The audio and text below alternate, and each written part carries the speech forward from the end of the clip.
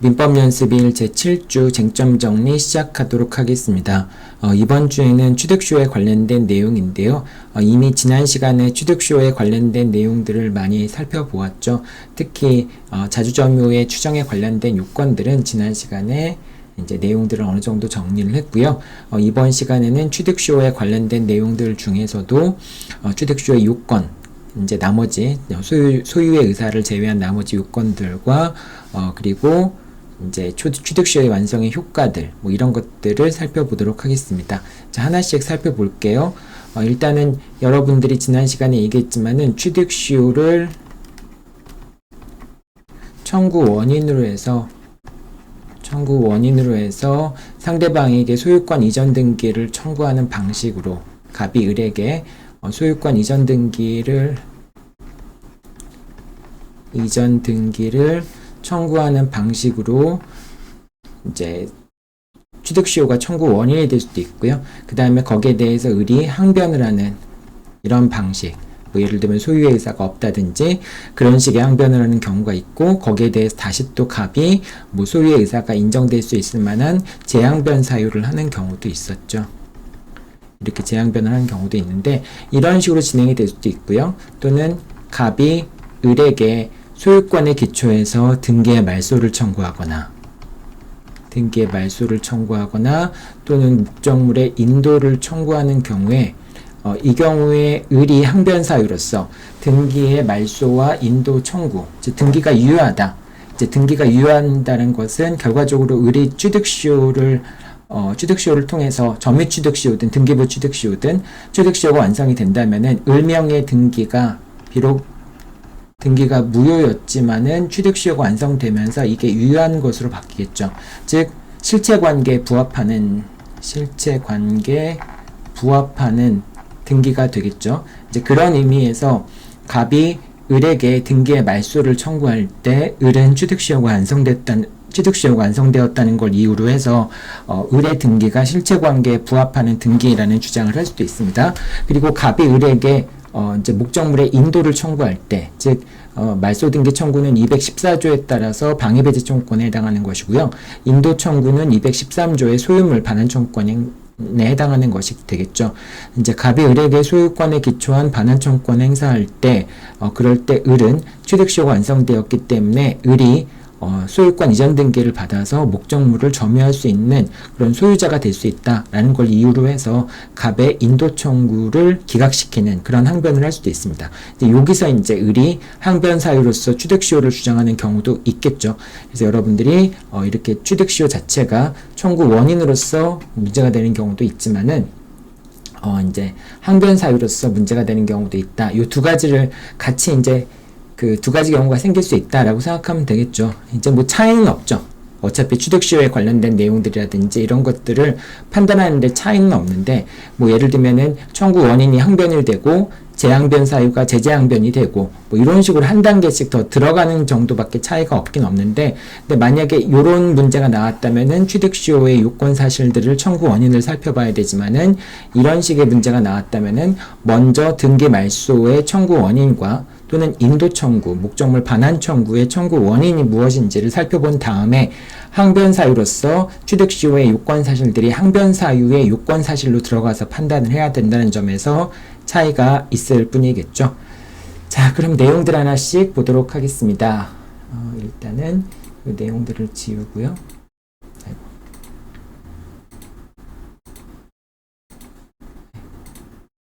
내용들을 지워야 되는데, 여기 지우는 게 있네.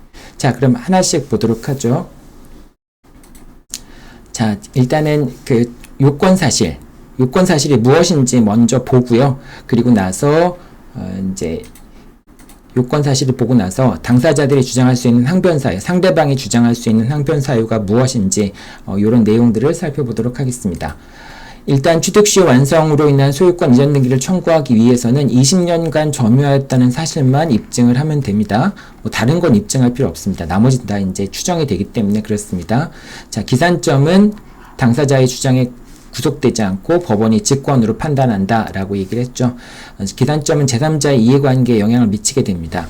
왜냐하면 취득시효가 완성된 다음에 소유권을 이제 소유권을 제3자한테 양도하게 되면은 그 제3자에 대해서 취득시효를 주장할 수 없지만, 그렇지만은 취득시효가 완성되기 전에 제3자한테 소유권이 넘어가게 되면은 그 제3자에 대해서도, 그러니까 취득시효 완성 당시의 소유자, 완성 당시 소유자에게 소유권 이전 등기를 청구할 수 있다는 얘기는 취득시효가 완성되기 전에 소유자가 변동이 되더라도 취득시효 완성 시점에 소유자에게 소유권 이전 등기를 청구할 수 있으니까 완성 전에는 소유자가 변동되었다라고 하는 것이 취득시효에 전혀 영향을 미치지 않잖아요. 따라서 이 취득시효가 완성된 이후에 처분행위가 있었냐 아니면 완성 후에 처분행위가 있었냐라고 하는 것은 제3자의 지위에 있어서 상당한 영향을 끼치게 됩니다. 그렇기 때문에 기산점이라고 하는 것은 제3자의 이제 권리 의무에 상당한 영향을 미치기 때문에 요건 사실이 아니고 법원이 직권으로 판단하게 됩니다. 이제 요거를 다시 또 얘기하면은 제3자한테 기산점을 어느 시점으로 잡는 것이 잡더라도 제3자한테 이해 관계에 영향을 미치지 않는다라고 한다면은 그러면은 지금 시점으로부터 소급해서 이제 20년 전에 취득했다는 점을 주장한다면은 그럼 취득시효 완성을 주장할 수도 있다라고 하는 것이죠. 이제 그렇게 되는 것은 결과적으로 점유를 개시한 시점을 기산점으로 삼지 않고 지금으로부터 20년 전의 시점을 기산점으로 삼아서 취득시효를 주장하는 것도 가능하다라고 얘기하는 것입니다. 이것은 이제 제3자의 권리에 등기부상 이해관계에 있는 자가 없으니까 제3자의 권리에 영향을 미치지 않기 때문에 그런 것이죠. 자, 요 얘기들을 이제 얘기하는 거고요. 그래서 역산에서 20년간 점유한 사실이 있는 경우에는 이런 경우에는 취득시효가 인정이 될 수도 있다라고 얘기할 수 있습니다. 자, 취득시효 20년간의 점유를 주장할 때는 당연히 전 점유자의 점유도 함께 주장할 수 있죠. 하지만 이 경우에 하자나 이제 전 점유자의 점유의 태양도 그대로 승계하게 됩니다. 뭐 자주점이라든지 타주점이라든지 그런 것도 그대로 승계하게 되고요. 그다음 뭐 점유가 뭐 폭력이라든지 또는 강박이라든지 폭력이라든지 또는 뭐 은비, 몰래한 점유 이런 하자 같은 것도 그대로 승계가 됩니다. 자, 상속으로 인한 점유 승계 같은 경우는 좀 이제 특별한 게 있죠. 지난번 이제 수업 시간에도 얘기했지만은 상속으로 인한 점유 승계의 경우에는 점유자가 변경되지 않은 것이라고 생각하면 됩니다. 그러니까 점유의 분리를 주장할 수 없죠. 전 점유자, 그러니까 피상속인의 점유와 상속인의 점유가 서로 분리될 수가 없죠. 그래서 피상속인의 점유와 분류하여 자신만의 점유를 주장하는 것은 불가능합니다. 뭐 새로운 권한에 의해서 점유를 다시 개시했다라고 하는 사정이 인정되지 않는 이상은 두 가지를 분리할 수 없다라고 생각하면 되고요. 이제 문제는 자기 자신의 소유물에 대해서 취득시효가 인정될 것인가라는 부분이 있는데 이거 여러분들 이 쟁점은 중요하죠. 자, 원칙적으로 자신의 소유물에 대해서도 취득시효가 인정된다라고 합니다. 근데 이제 이 사행위 같은 경우가 있는데요. 이제 부동산에 관해서 적법한 등기를 마치고 소유권을 취득한 사람이 자기가 부동산을 소유하는 자기가 이제 소유자로서 점유하는 경우에는 그러한 점유는 취득시효의 기초가 되는 점유가 된다라고 할 수 없다라는 판결이 있는데요. 이건 이제 여러분들 이번 판결을 참고하면 되는데 이제 사행위 취소 같은 경우가 그렇습니다.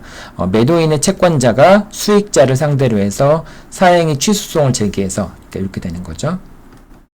갑이 을에게 얘가 채권자고 그 다음에 을이 채무자입니다. 근데 이 채무자가 이 재산을 병한테 빼돌리는 상황인 겁니다. 그리고 이제 병의 이름으로 소유권 이전 등기까지 맞춰졌죠. 근데 갑이 이제 사행위 취소소송을 제기합니다. 자, 사행위 취소소송이라고 하는 것은 두 가지 소송이죠.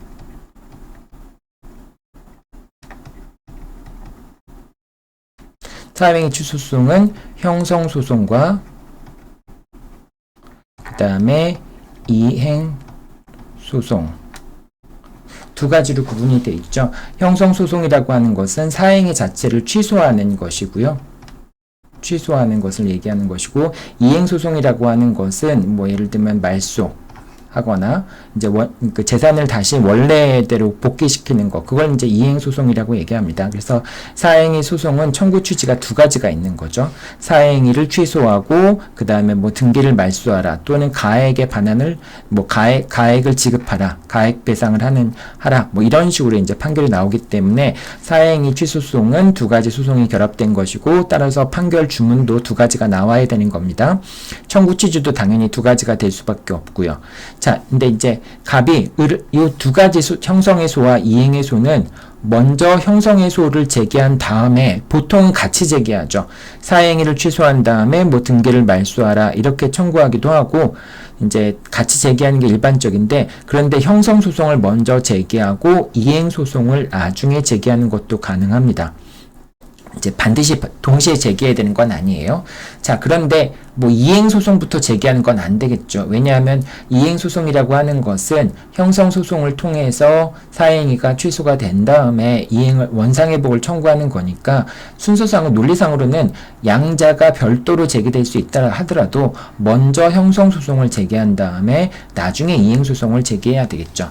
자, 그렇게 이제 갑이 병을 상대로 해서 사행위 취소소송을 제기했습니다. 그리고 사행위가 취소가 됐어요. 즉 갑과 을 사이의 매매 계약이 취소가 됐습니다.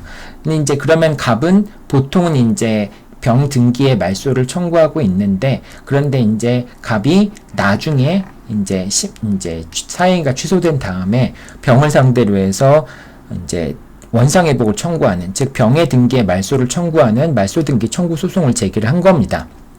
자, 거기에 대해서 사행위가 취소가 됐으니까 당연히 여기서는 청구 원인은 사행위 취소에 따른 원상회복을 청구하는 것이 되겠죠. 이제 소유권에 기초한 뭐 말소 등기를 청구하는 게 아니라 사행위 취소에 따른 원상회복을 청구하는 것이 되겠죠. 자, 그래서 갑이 병을 상대로 해서 말소 등기를 청구할 때 병이 주장하는 것은 이겁니다.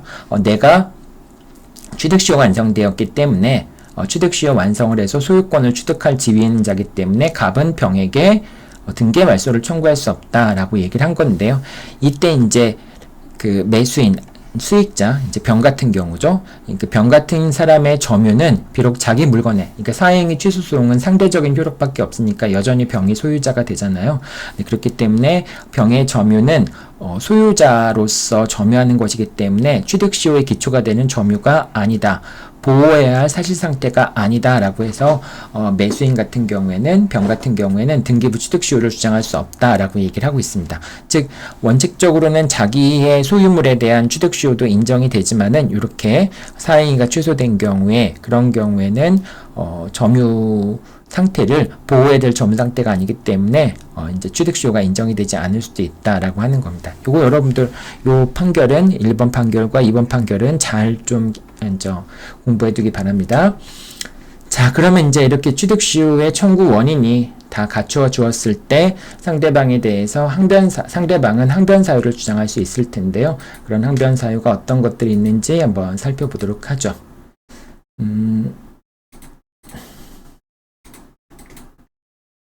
자, 첫 번째 항변 사유는 타주 점유의 항변이 되겠죠. 아까도 얘기했지만 20년간 점유했다라고 하는 점만 입증이 되면은 취득시효가 완성이 되지만은, 상대방은 이제 뭐 자주 점유와 그 다음에 평온 공연한 점유 이런 것들이 다 추정이 되니까요. 그 다음에 점유 기산점, 취득시효의 기산점부터 그 시점에 점유하고 있다는 사실이 입증이 되면은 점유 계속의 추정도 되는 것이고요. 그러니까 그런 추정을 깨기 위한 항변 사유들이 가장 많겠죠. 그래서 첫 번째는 타주 점유의 항변을 하게 될 겁니다. 자, 근데 지난 시간에 살펴본 내용들이 이제 반복이 되는 건데요. 자주점유는 추정되고, 자주점유의 추정을 깨트리고 타주점유를 입증하는 방법은 이 두 가지를 입증을 해야 되는 거죠. 그래서 여러분들 이 논리를 잘 일단 기억해 두세요. 자주점유가 추정이 된다라고 했을 때 자주점유의 추정을 깨트리는 방법은 소유의 의사가 없는 권원으로 점유를 개시하였다라고 하는 점을 입증을 하는 겁니다. 뭐 이제 여기서는 임차인으로서 점유했다, 명의수탁자로서 점유했다, 뭐 계약 명의신탁에서 명의신탁자로서 점유했다. 계약 명의신탁 같은 경우에는 상대방 매도인이 알지 못하는 경우에는 이제 명의 수탁자가 소유권을 취득하니까 뭐 이제 그렇게 명의 신탁자가 점유를 하고 있다. 뭐 이런 사유들이 입증이 되면은 뭐 매도인으로서 소유권 이전 등기 의무를 이행한 매도인이 인도 의무를 부담하고 있는 상황에서 목적물을 점유했다. 이렇게 소유의 의사가 없는 권한으로 점유를 개시했다라고 이제 그런 사실이 입증이 된다면은 그런 자주점유의 추정이 깨어지는 것이 되겠죠. 자, 그 다음에 자주점유의 추정이 깨어지는 경우에는 권한을 입증하지 못하더라도 통상 소유자라면 취해야 될 행동을 취하거나 취하지 아니할 행동을 뭐 이제 취한 경우, 이런 경우라고 한다면은 이제 자주점유의 추정이 깨어질 수 있겠죠. 자, 이런 얘기들 여러분들 이제 언제 추정이 깨어지는지 이런 부분들은 지난 시간에 살펴보았죠.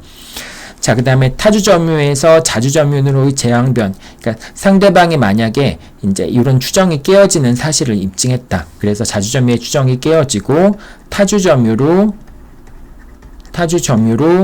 타주점유다라는 점을 이제 입증에 성공해서 취득시효가 완성될 수 없다라는 이제 주장을 하더라도 상대방 입장에서 점유자 입장에서는 타주점이다. 그러니까 당신의 주장에 따라서 자주점유의 추정이 깨어지는 것을 인정하더라도 다시 타주점유에서 자주점유로 전환되었다. 네, 그렇기 때문에 이제 재항변 사유가 되는 거죠. 뭐 예를 들면은 새로운 권한에 의해서 소유의 의사로 점유를 개시했다라고 하는 그런 주장을 하거나 뭐 점유를 이전해 준 자에게 소유의 의사가 있었다는 점을 표시한 경우 뭐 이제 그런 경우 때문에 자주점유로 전환되었다라는 항변하는 경우가 있는데 이런 경우는 실제로 사례 문제에서 이렇게 인정되는 경우는 없어요. 그러니까 이런 주장을 할 수는 있는데 예를 들면은 타주점유자가 내가 소유권 보존 등기를 했으니까 내가 권한상으로는 타주점유라는 거 자주점유의 추정이 깨어서 권한을 상대방이 입증해서 자주점유라는 추정이 깨어졌기 때문에 타주점유라고 하는 점을 인정하더라도 내가 취득시효 기간 중에 소유권 보존 등기를 했으니까 내가 이제 타주점유이지만은 취득시효 기간 중에 소유권 보존 등기를 했으니까 이것은 소유의 의사를 표시한 것이다.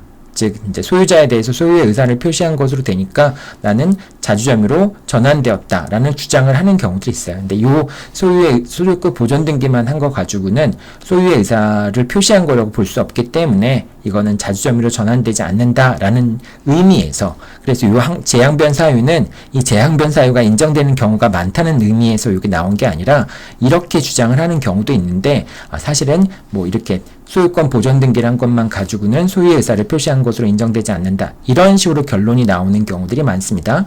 뭐 새로운 권한에 의해서 소유의 의사로 점유를 개시한 경우, 이런 경우도 사실 생각하기는 쉽지 않겠죠. 물론 뭐 이제 뭐 매수를 하였다, 뭐 이제 이런 것들이 인정될 수 있는데 사실 이렇게 사안을 만들기는 쉽지는 않은 것 같아요.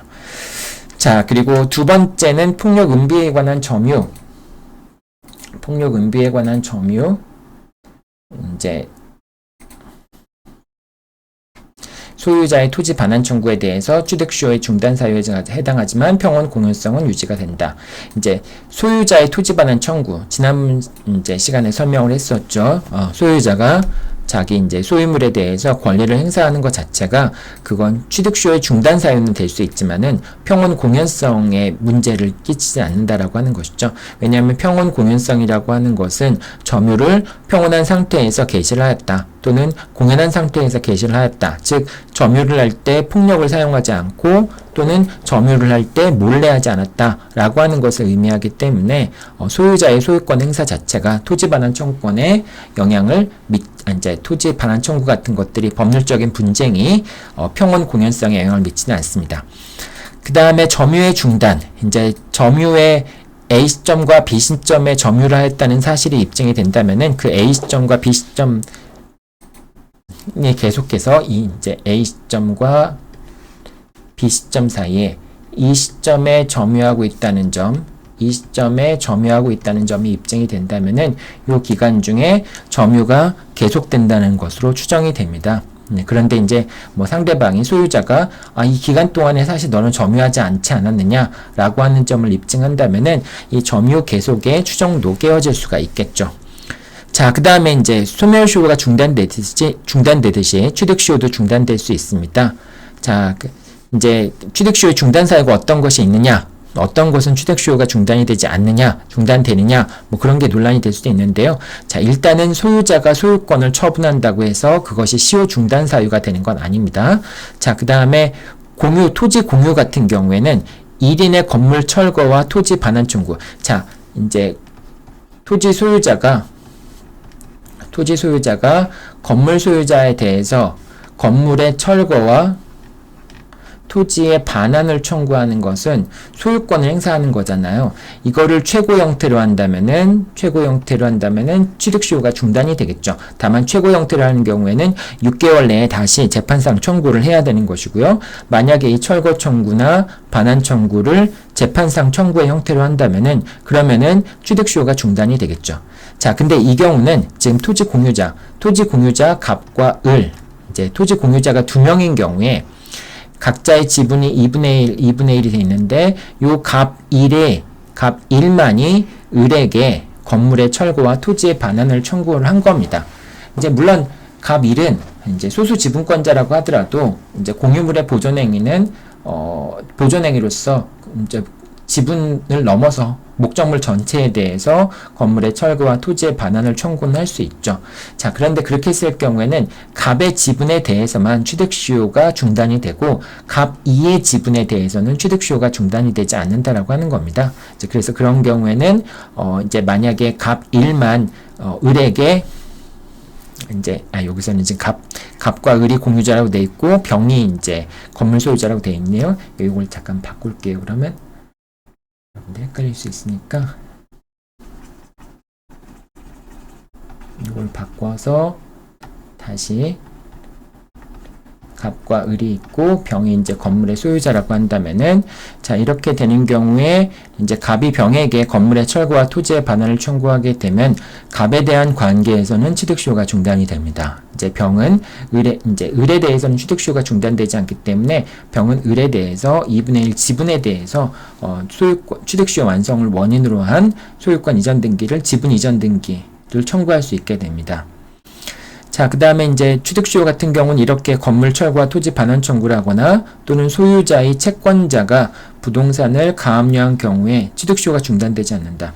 소유자의 채권자가 부동산을 가압류한 경우에는 이거는 뭐 이제 점유자에 대해서 권리를 행사한 건 아니잖아요. 이제 그런 경우에는 취득시효가 중단되지 않는다라는 정도로 생각하기 바랍니다. 소유자의 채권자가 부동산을 가압류했다. 이제 경매를 넘긴다라고 하는 것이죠. 그렇다고 해서 점유자의 점유 상태가 파기되는 건 아니잖아요. 이제 그렇기 때문에 이 경우에는 취득시효가 중단되지 않습니다. 자, 그리고 시효이익의 포기 부분도 문제가 될 수 있는데요. 이제 취득시효가 완성이 되었지만은 점유자가 시효이익을 포기한다면은 또 그러니까 넌 시효이익을 포기했는데 왜 소유권 이전 등기를 청구하냐 이런 주장을 할 수도 있겠죠. 자, 그래서 이제 시효이익을 포기하는 것도 항변 사유가 될 수 있는데요. 자, 첫 번째 점유를 상실한다라고 하는 것이 시효이익의 포기로 인정되는 것이 아니라면은 취득시효 완성을 주장 가능하다라고 하는 것이죠. 그러니까 경우에 따라서는 점유를 상실하는 것이 시효이익의 포기로 될 수도 있는데, 근데 실제로는 이제 뭐 예를 들면 점유자가 목적물을 그러니까 보통은 이렇게 됩니다. 보통은 이렇게 이제 건물의 소유권을 넘기고 토지를 넘기면서 자, 이렇게 취득시효가 완성이 되었는데 이제 건물만을 소유하고 있는 경우에 이제 무허가 건물인 경우들이 있겠죠. 그러니까 소유권 이전 등기를 안 해주고 토지에 대해서도 점유만 하고 있는 경우에 이렇게 이제 건물의 소유권을 넘김으로써 토지에 대한 점유를 상실하게 되는 경우에 이제 그런 것이 뭐 소유권을 넘겼다고 해서 시효이익을 포기한다라고 볼 수 없겠죠. 그래서 이제 그런 경우에도 여전히 점유를 상실했지만은 취득시효 완성을 원인으로 하는 소유권 이전 등기를 청구할 수 있다라고 하는 것이고요. 이제 그런 의미에서 시효이익의 포기가 항변 사유가 되는데 이제 실제로 이렇게 점유를 상실하는 것 자체는 시효이익의 포기라고 볼 수 없다라고 하는 것이고요. 그 다음에 취득시효 완성 후 점유자가 매매계약을 청약을 하였거나 또는 경계에 침범한 건물을 철거하겠다거나 또는 경계 침범한 부분을 사주겠다라고 하거나 뭐 이런 의사표시를 했다고 해서 시효이익의 포기라고 볼 수는 없습니다. 물론 이제 이거는 의사표시 해석의 문제이니까 뭐 경우에 따라서는 뭐 점유자가 매매 계약을 하고 청약을 하였다라고 하는 점이 뭐 시효 이익을 포기한 것으로 인정될 수도 있는 거죠. 사실 인정의 문제인 거니까. 그런데 예를 들면은 취득시효 완성 후에서 뭐 점유자가 그 취득시효 완성된 걸 알면서도 뭐 매매 계약을 청약했다는 요 단순한 사실만에 의해서는 뭐 취득시효의 시효 이익을 포기했다라고 볼 수는 없다라고 하는 겁니다. 근데 보통 이제 뭐 당사자 사이에서 취득시효가 완성된 걸 전제로 해서 매매 계약에 대한 협의가 진행된다라고 한다면은 그럼 당연히 시효 이익을 포기한 걸로 볼 수도 있겠죠. 그러니까 여러분들이 요거는 그냥 기계적으로 외울 건 아니죠. 다만 이제 점유자가 그 앞뒤 맥락 없이 취득시효 관계없이 경계가 침범된 걸 알았기 때문에 뭐 매매 그 토지를 사겠다라고 얘기했거나 또는 경계 침범한 사실을 알았기 때문에 그래서 뭐 철거하겠다는 의사표시를 했다. 이것만 가지고는 시효 이익의 포기라고 볼 수 없다. 이렇게 여러분들이 이해를 하면 될 것 같습니다. 이제 구체적인 사안에서 당사자가 알면서 이렇게 매매 계약을 하거나 철거를 해주겠다라고 얘기한 경우에는 시효 이익의 포기로 인정될 가능성도 있겠죠. 자, 그 다음에 이제 가장 많이 제기되는 건데 소유권 이전 등기 의무의 불능입니다. 즉 소유자가 목적물을 제3자한테 처분했기 때문에 더 이상 취득시효가 취득시효에 따른 소유권 이전 등기를 해줄 수 없다라고 하는 항변이 가장 많이 되는 거죠. 그러니까 이렇게 되는 겁니다. 갑이 을에게 취득시효 완성으로 인한 소유권 이전 등기를 청구했는데 그때 소유자가 요 X를 병한테 처분한 경우에 그럼 이제 취득시효 완성 후에 병이 소유권 이전 등기를 하게 되면은 더 이상 갑은 병한테 취득시효를 주장할 수 없게 되고 그 다음에 을한테도 소유권 이전 등기를 청구해봤자 을은 소유자가 아니니까 그러니까 소유권 이전 등기를 할 수 있겠죠. 다만 예외적으로 을과 병 사이의 매매 계약이 반사회 질서의 법률 행위가 되는 경우가 있겠죠. 즉 이제 을이 취득시효 완성 사실을 알면서 병한테 처분하는 것은 이제 갑에 대해서 소유권 이전 등기 의무를 지는 을이 배임행위를 한 것이고 그 배임행위에 병이 적극적으로 가담을 하게 되면은 그러면은 을과 병 사이의 매매 계약은 반사회 질서의 법률 행위에 해당해서 무효가 될 수 있겠죠. 자, 그다음에 이제 어쨌든 이제 을이 병한테 처분한 경우에는 그런 경우에는 이제 을이 소유자가 아니기 때문에 더 이상 갑에 대해서 소유권 취득시효 완성을 원인으로 하는 소유권 이전 등기를 할 수 없다라고 하는 것이고요. 그다음에 이제 가등기 관련된 부분인데요. 이제 가등기 같은 경우에는 순위 보전의 효력이 있지만은 그렇다고 해서 가등기 시점으로 물권 변동의 효력이 소급하는 것은 아닙니다. 따라서 취득시효가 완성 시점이 있는데 가등기 시점은 요 시점이고 그 다음에 소유권 본등기 시점은 이 시점일 때 이때는 가등기 시점, 그러니까 순위는 가등기 시점으로 소급하게 되는데 물권 변동의 효력은 본등기라는 시점에 물권 변동의 효력이 있습니다. 따라서 취득시효가 완성이 된 다음에 본등기를 했다면은 취득시효 완성 후에 소유자의 변동이 발생한 것이기 때문에 본등기자에 대해서 취득시효 완성을 주장할 수 없게 됩니다. 자, 여러분 이제 요 사안에서 만약에 이제 본등기가 없다라고 한다면은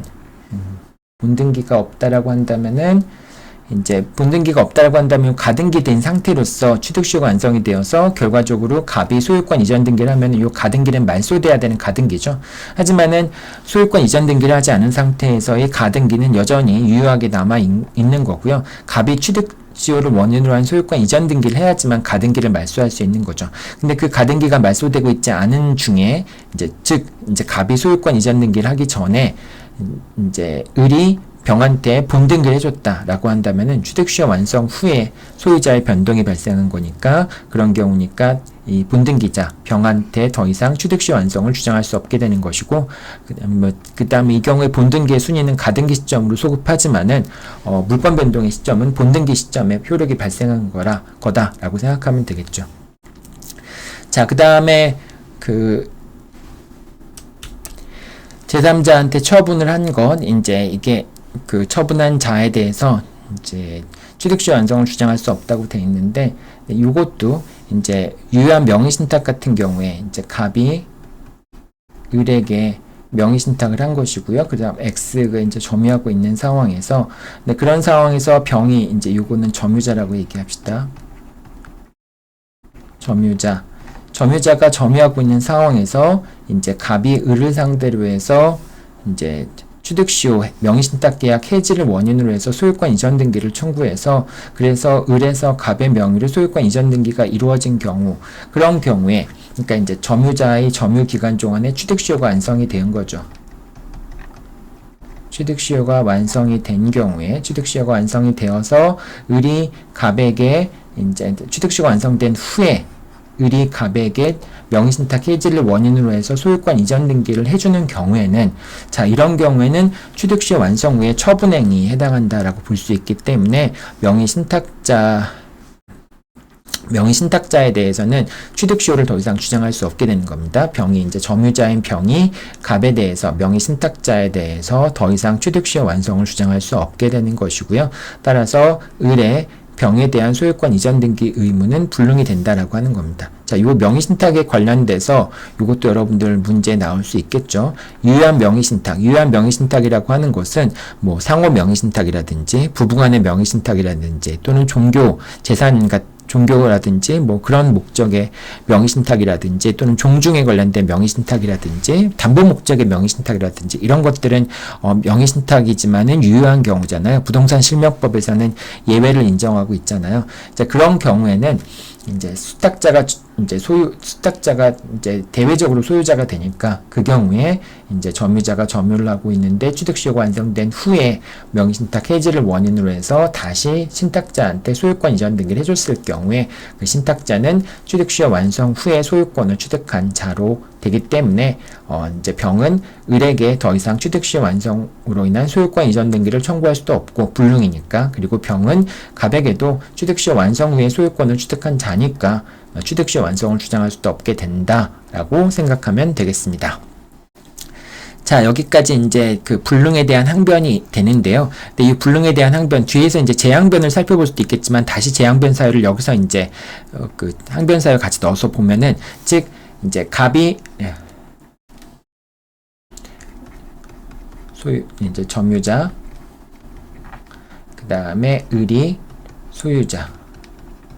자, 이 경우에 갑이 을에게 소유권 이전 등기를 청구했는데 을이 병에게 이제 부동산을 처분했기 때문에 더 이상 을이 소유권을 갖고 있지 않아서 을의 갑에 대한 소유권 이전 등기 청구권이 불능이 된 경우에 다시 이제 재항변 사유를 할 수도 있는데 갑 같은 경우에는 그래 네가 병한테 팔았기 때문에 더 이상 소유자가 아니니까 뭐 불능이 항변을 하고 있는데 그런데 네가 다시 X라는 물건의 소유권을 다시 회복하지 않았어. 그러니까 다시 소유자가 됐으니까 넌 여전히 가능해. 그러니까 소유권 이전 등기를 해. 이런 식으로 할 수도 있다라고 하는 겁니다. 즉 다시 소유권을 취득했다라고 하는 경우에는 소유자의 불능항변에 대한 점유자의 재항변, 그래서 더 이상 이제 항변 사유가 인정이 되지 않는다라고 하는 것이 되겠죠. 다만 이제 을이 병한테 처분한 다음에 요것이 이제 어떤 병에 넘겨간 다음에 을의 상속인이 다시 병과 매매 계약을 체결해서 독자적인 이제 그 권한에 의해서 돈을 내고 X 부동산을 구입한 경우에는 이런 경우에는 여전히 불능 상태가 유지가 된다. 이렇게 되면은 이제 을의 상속인에게 갑이 뭐 이제 소유권 이전 등기를 청구하겠죠. 취득시효 완성을 원인으로 한 소유권 이전 등기를 청구할 때 이때 상속인이 여전히 불능이다라는 항변을 할 수 있겠는가라고 하는 건데 상속인이 스스로 뭐 독자적인 매매 계약을 체결해서 병으로부터 X 부동산을 매수하였다라고 한다면은 더 이상 이제 다시 또 상속 가능하다라고 하는 게 아니라 여전히 이제 불능인 상태다라고 생각하면 됩니다. 자, 그 다음에 이제 그 목적물을 처분했기 때문에 요거 여러분들 5번 사안은 상당히 중요한 거죠. 재항변 사유이긴 한데요. 이제 갑이 이제 을한테 취득시효 완성을 주장할 수 없고 병한테 처분했기 때문에 자 그러면은 이렇게 이제 병한테도 취득시효 완성을 주장할 수 없게 되는 것이죠. 예, 취득시효 완성 후에 소유자가 되는 거니까. 자 그런데 이제 을한테 대해서는 더 이상 이제 소유권 이전 등기를 청구할 수 없는데 이거는 사실 재항변 사유라기보다는 갑이 병에 대해서 이제 다시 2차 취득시효를 주장할 수도 있습니다. 이제 예를 들면은 갑이 이제 병한테 이제 이렇게 되는 경우가 있겠죠. 병한테 취득시효 완성을 원인으로 한 원인으로 한 소유권 이전 등기를 청구하니까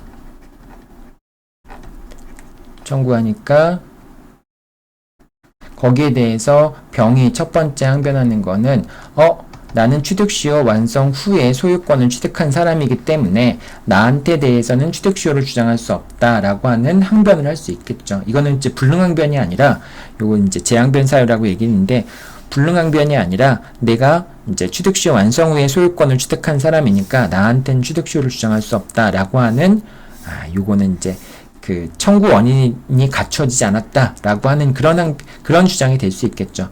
자, 그런 경우에 이제 그 갑 같은 요거는 이제 재항변 사유라고 보기는 어려울 것 같네요. 이제 내가 요 재항변 사유라고 적어놨는데 요건 재항변 사유라기보다는 갑이 병에게 취득시효를 주장할 때 이제 이런 경우에 병은 이제 자기는 취득시효 완성 후에 소유권을 취득한 자기 때문에 나한테는 취득시효 완성을 주장할 수 없다. 즉 취득시효 요건 사실을 갖추지 못했다라고 주장을 하면서 상대방의 청구를 기각시킬 수 있겠죠. 자, 그럴 때 갑이 주장할 수 있는 것은 병이 소유권을 취득한 시점을 기산점으로 해서 다시 2차 취득시효가 진행된다라는 주장을 갑이 펼칠 수도 있는 거죠. 자, 그래서 이제 병이 소유권을 취득한 시점, 여기서 이제 기산점이라고 하는 것은 점유 개시 시점이 아닙니다. 갑은 계속 점유를 하고 있는 거니까 원칙적으로 취득시효의 기산점은 점유 개시 시점이 되지만 여기서는 병이 소유권을 취득한 시점을 기산점으로 삼아서 다시 2차 취득시효를 주장할 수 있다라고 하는 겁니다. 요건 그러니까 재항변 사유라기보다는 어쨌든 갑이 병에게 취득시효 완성을 이유로 한 소유권 이전 등기를 청구했을 때 병이 나는 취득시효 완성 이후에 소유권을 취득한 자이기 때문에 취득시효 완성을 주장할 수 없다라고 주장하는 경우에 다시 갑은 네가 소유권을 취득한 시점을 기산점으로 해서 2차 취득시효를 주장할 수 있다라고 하는 그런 2차 취득시효의 기초에서 소유권 이전 등기를 청구하는 것이죠. 그러니까 이게 재항변 사유라고 집어넣은 것은 좀 적절하지 않은 측면이 있네요. 이건 수업 시간 중에 다시 한번 설명을 할게요. 2차 취득시효 주장 관련된 거는 요거는 이제 워낙 문제에 많이 나오다 보니까 1차 취득시효, 2차 취득시효에 관련된 내용들은 여러분들이 잘 알고 있을 필요가 있죠. 자, 그러면은 또 이제 항변 사유를 쭉 보면요.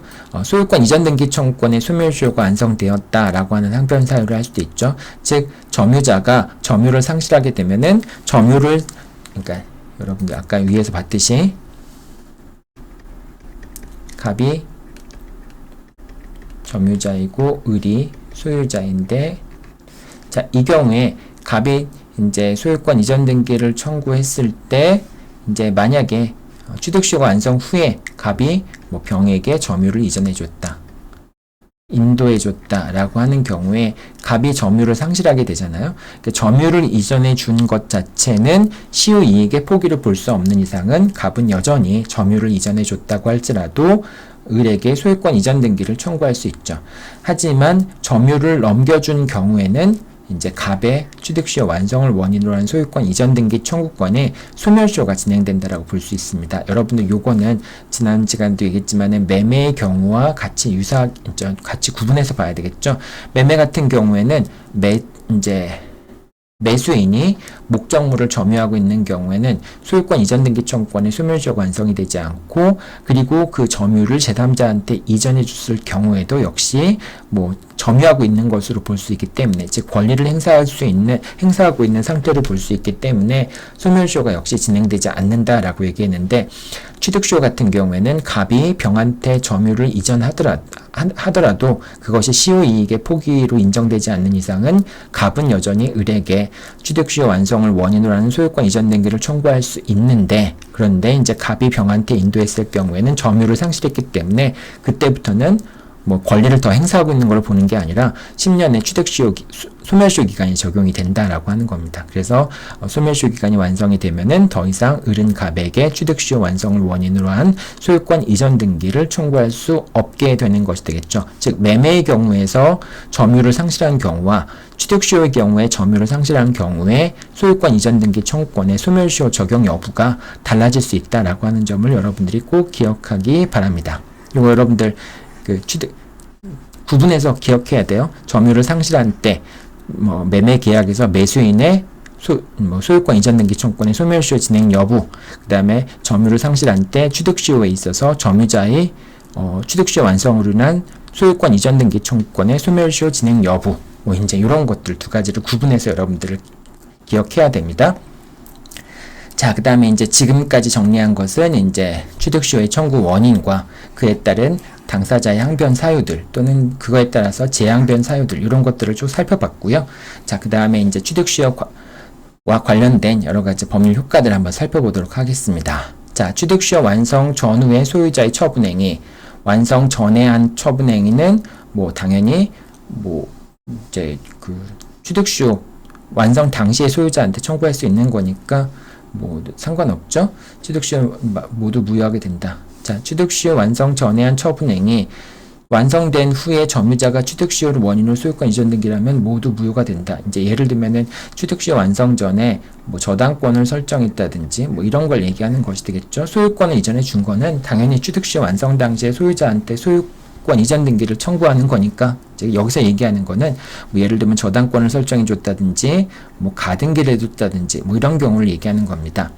자, 취득시효의 완성은 소유권 취득이라고 하는 건 소급효가 있죠. 자, 그렇기 때문에 취득시효 기간 중에 설정되어 있는 저당권이라든지 가등기라든지 전세권이라든지 이런 권리들은 모두 다 소멸하게 된다라고 생각하면 됩니다. 자, 다만 이제 소멸하게 되는데 그거는 이제 언제 소멸하게 되냐? 소유권 이전 등기를 마쳐야지만 소멸하게 되는 것이기 때문에 이제 점유자가 취득시효 완성자가 소유권 이전 등기를 마치지 않았다면은 그때까지는 뭐 취득시효 기간 중에 설정되어 있는 이런 저당권이라든지 가등기가 여전히 유효하다라고 하는 겁니다. 자, 취득시효 완성 후에 소유자가 한 처분행위는 원칙적으로 유효하죠. 다만 이제 취득시효 완성 사실을 알면서 소유자가 처분한 경우에는 불법행위가 성립할 수 있습니다. 자, 이 경우에 불법행위가 성립할 수 있는 것이고 뭐 채무 불이행으로 인한 손해배상이라든지 이런 게 성립할 수는 없는 겁니다.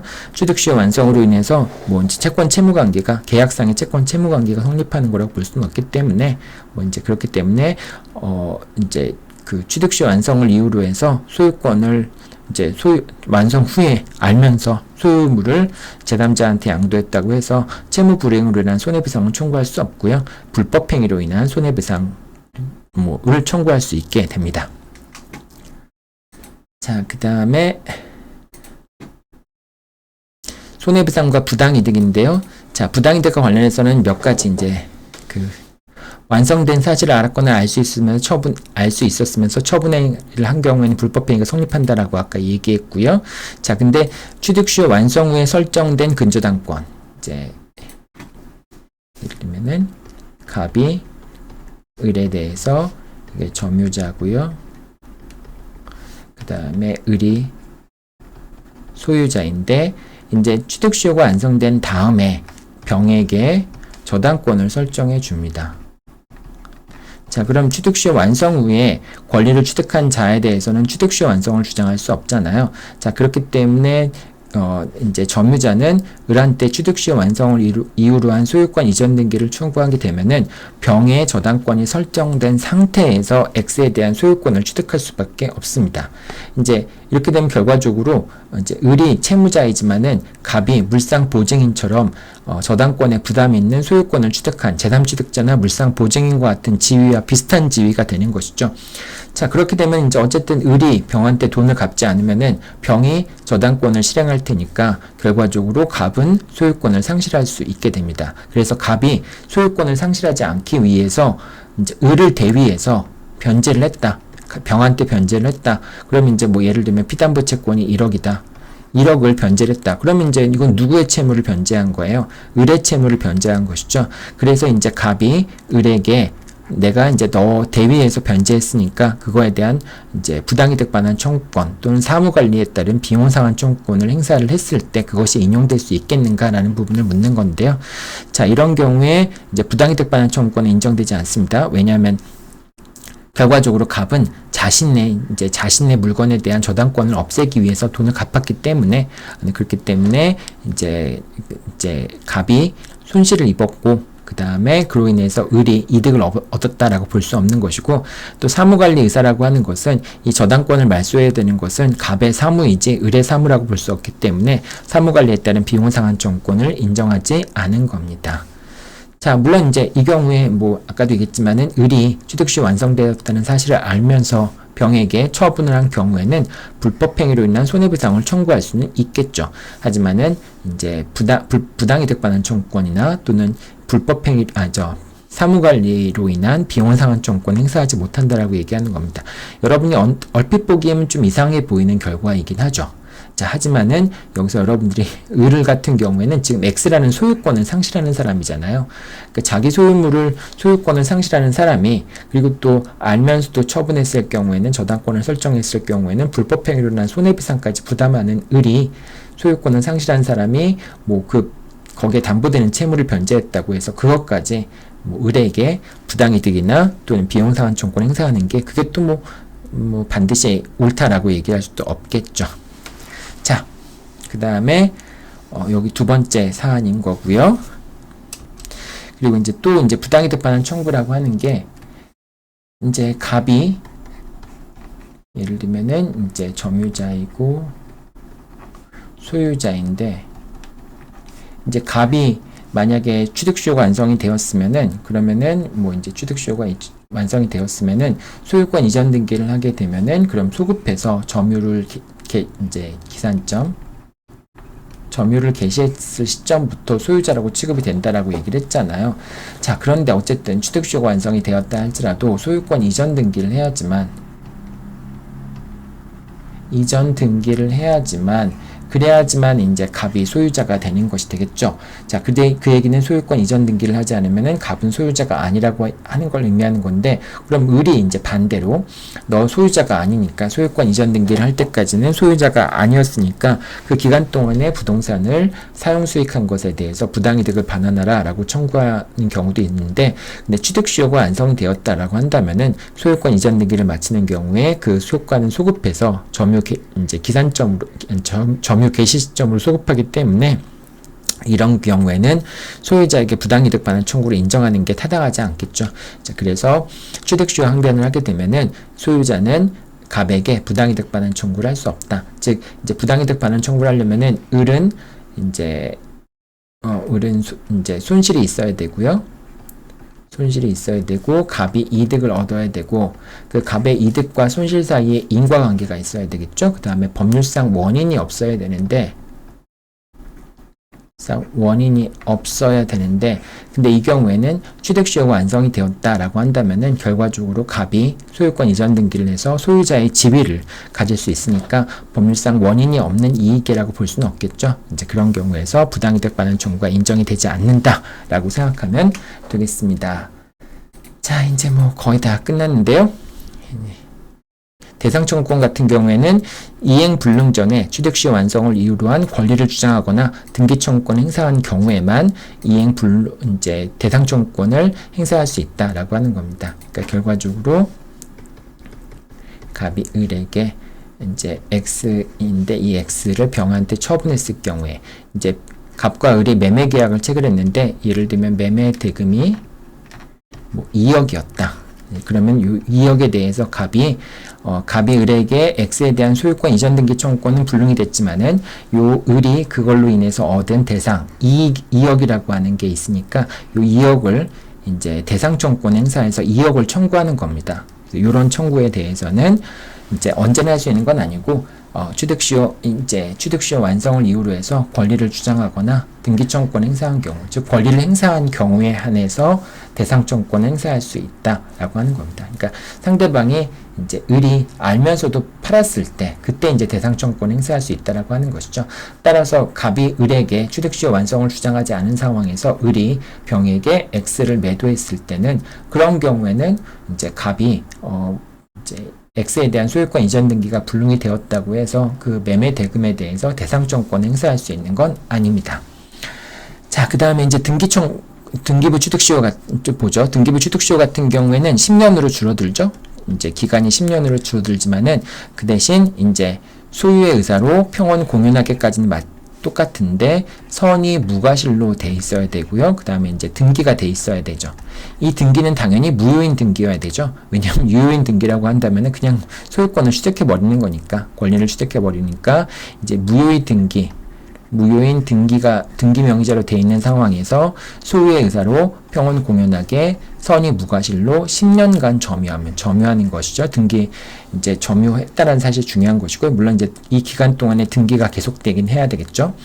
자, 여기서 이제 선이라고 하는 건 추정이 되지만은 무과실은 추정이 되지 않는다라고 얘기합니다. 즉 선이라는 게 추정이 된다는 얘기는 내가 소유권을 취득할 수 있는 권한이 없다라고 하는 것을 몰랐다, 있다라고 생각했다라고 하는 것이죠. 그 선인데 무과실 같은 경우는 추정되지 않기 때문에 처분 권한이 없음을 알았거나 알 수 있었던 경우에는 이제 과실이 인정되어서, 그러니까 양도인에게 처분 권한이 없다라고 하는 점을 알았거나 알 수 있었던 경우에는, 그런 경우에는 등기부 취득시효가 부정이 된다라고 하는 겁니다. 즉 무과실이라고 하는 점에 대해서는 추정이 되지 않기 때문에 이제 과실이 인정된다면은 등기부 취득시효가 인정되지 않는다라고 하는 것입니다. 그리고 이 무과실은 추정되지 않기 때문에 이제 점유자가 자신은 과실이 없었다, 즉 처분 권한이 없다라고 생각할 수밖에 없는 사정이 있었다, 이제 이런 것들을 입증을 해야지만 이제 과실이 인정이 되지 않아서 취득시효 완성을 주장할 수 있겠죠. 자, 당연히 등기는 유효할 필요가 없는데 이제 형식적인 유효 요건인 관할 위반과 중복 등기 같은 경우에는 등기부 취득시효에 등기가 될 수 없다라고 얘기를 하죠. 자, 그 다음에 이제 아까도 얘기했지만은 취득시효가 항변 사유가 되는 경우도 있습니다. 이제 소유물 반환 청구권과 등기 말소 청구권, 즉 213조와 214조의 청구 원인에 따라서 청구를 하는 경우에 그거에 대한 항변 사유로서 점유 취득시효 또는 등기부 취득시효를 주장하는 경우도 있다. 이렇게 되는 경우에는 아까도 얘기했지만은 점유 취득시효 요건 사실은 청구 원인에서 항변의 요건 사실이 되는 것이고요. 또 자주점유의 추정을 깨진다라고 하는 항변 사유는 재항변 사유가 되는 것이고요. 이렇게 이제 한 단계씩 더 깊어진다라고 보면 되겠죠. 그래서 여러분들이 문제를 풀 때는 그 소송 관계가 어떻게 되는지 이런 것도 머릿속에 집어넣고 문제를 풀어야지 나중에 문제를 풀 때 이제 그 기계적으로 그런 연습들이 계속 돼야지만 나중에 문제를 풀 때 당황하지 않고 문제를 풀 수 있겠죠. 자, 오늘은 취득시효에 관련된 내용들 살펴보았습니다. 여러분들 수고했습니다.